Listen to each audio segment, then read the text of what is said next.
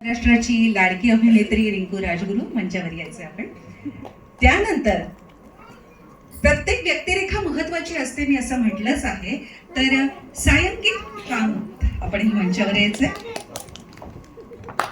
शुभांगी भुजबळ, सगळ्यांची आपली लाडकी हसरी मैत्रीण शुभांगी भुजबळ मंचावर यायचंय.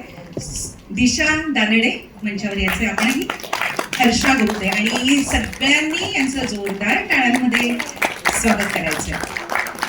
एक त्यागाची गोष्ट सगळ्यांसमोर आपण आणली. जोरदार टाळ्या. टाळ्यांचा आवाज फार कमी, मीडियावाले टाळ्या कमी वाजवतात. रिंकू, कसं वाटतंय आज या ठिकाणी? सगळ्यांना नमस्कार. सगळ्यांना नमस्कार आणि थँक्यू की तुम्ही सगळे आज इथे आला.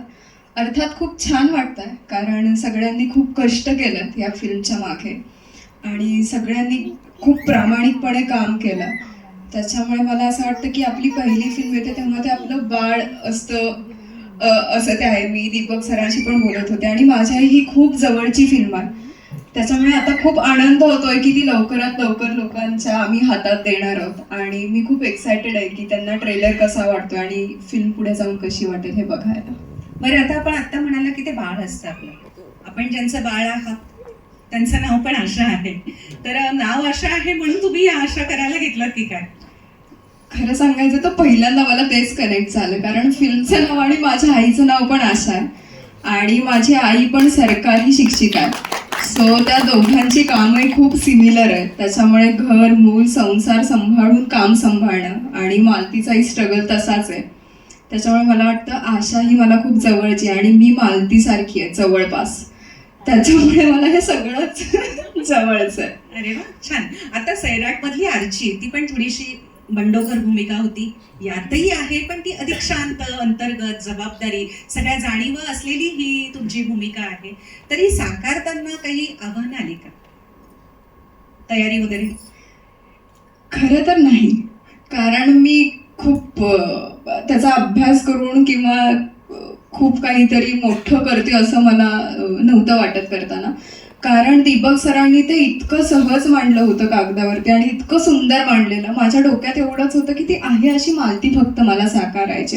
अर्थात अभ्यास म्हणजे हाच की आशा सेविका काय पद्धतीने काम करतात आणि त्यांचा स्ट्रगल काय असतो, मानसिकरित्या त्यांना किती गोष्टींना सामोरे जावं लागतं. ह्याच छोट्या फार गोष्टी होत्या ज्या मला वाटतं मी त्याचा थोडाफार अभ्यास केला असेल. छानच. आता सायंकित कामत, तुम्हाला माझा प्रश्न आहे की तुमची या चित्रपटातली जी तुमची भूमिका आहे ती आशाच्या संघर्षाला कितपत साथ देते आणि आज काय वाटतं? खरं तर साथ देणारीच भूमिका आहे. अच्छा, म्हणजे साथ देणारा असावं आशाला. सगळ्या प्रेक्षकांनी 19 डिसेंबरला साथ द्यायची आहे आणि घरातल्या प्रत्येक स्त्रीला साथ द्यायची आहे. पुढे सांगा. मला वाटतं की लग्नानंतर जर स्त्रीला कोणी साथ देऊ शकतो तर तो तिचा नवरा असतो.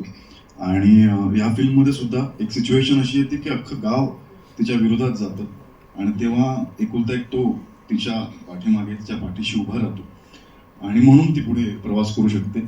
प्रवास तीच करते, पण एक साथ एका व्यक्तीची हवी असते, तर ते कॅरेक्टर आहे. म्हणजे गुलाबाचे सारे काटे कसे गुलाबच झाले, तू असं तर सोबत दुःख मोरपिस झाले, अशी सायंकितची भूमिका आहे यामध्ये. खूप सुंदर, खूप छान. आणि शुभांगी, आता पुढचा प्रश्न तुला आहे. नेमकी तुझी भूमिका या संपूर्ण चित्रपटात किती महत्वाची आहे आणि नेमकी काय आहे? हा असा प्रश्न मला विचारला जातो आणि ज्याचं उत्तर खरं तर प्रामाणिकपणे सांगते मी नाही देऊ शकत. का? नाही, त्याचं कारणच आहे की माझं पात्र काय त्याचं नाव मी सांगते. माझ्या पात्राचं नाव कमला आहे, पण कमलाची नेमकी भूमिका काय आहे हे मी सांगायला गेले तर आमच्या कथानकाची किंवा सिनेमाची गोष्ट कुठेतरी उलगडत जाईल. पण आज इथे जी 2 उत्तरं दिली गेली त्यातनंच सांगते. एक म्हणजे दैवता मॅडमला तू प्रश्न विचारला होता की एका स्त्रीने स्त्रीसाठी उभं राहणं, तर त्यातली एक मी अशी स्त्री आहे जिच्यासाठी एक आशा उभी राहते. एक असं पात्र आहे की जिच्या मनातली आशा जगण्याची उमेद जाते की काय, पण एक समाजात एक अशी आशा आहे की ती तिच्यासाठी उभी राहते, तिचं स्वतःचं अस्तित्व तिला जाणीव करून देते. तर अशी एका कमलासाठी एक मालती उभी राहते, तर ती कमला मी साकारते एवढंच मी सांगेन. आणि मगाशी म्हटलंच तसं की रिंकूने जसं म्हटलं की आई, तिचं बाळ खूप महत्वाचं असतं. ते बाळ जन्माला येतं, त्या 9 महिन्याच्या वेदना ती सहन करते, जे बाळ आमचं 19 डिसेंबरला पडद्यावर येते. तर तशी एक मी आई आहे लेकरांची, की जी खचते पण पुन्हा उभी राहते. एवढंच सांगेन आता.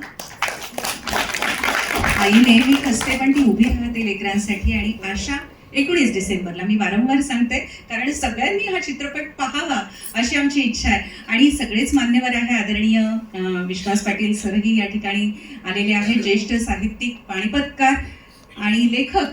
आणि सगळ्यांना माहिती आहे 99व्या मराठी साहित्य संमेलनाचे ते अध्यक्ष होते. आदरणीय मंजूताई या ठिकाणी आल्या, मंजू मंगलप्रभात लोढा. आणि लोधा फाउंडेशनच्या त्या चेअरपर्सन, सामाजिक कार्यकर्त्या आहेत श्री राजेंद्र अग्रवाल, माजी रोटरी डिस्ट्रिक्ट गव्हर्नर मुंबई. आणि आदरणीय राजू देसले, ज्यांना आपण ऐकणार आहोत कारण की आशासाठी त्यांना ऐकणं मस्ट आहे खूप, अध्यक्ष IITUC आशा युनियन, यांचेही मी या ठिकाणी स्वागत करते. तसंच ललित कुमार वराडे सर, अप्पर जिल्हाधिकारी तथा खासगी सचिव, माननीय मंत्री आदिवासी विकास महाराष्ट्र राज्य, माननीय मंत्री महोदय अशोक उईके या सरांचे इथे खासगी सचिव आहे. खरं तर मान्यवर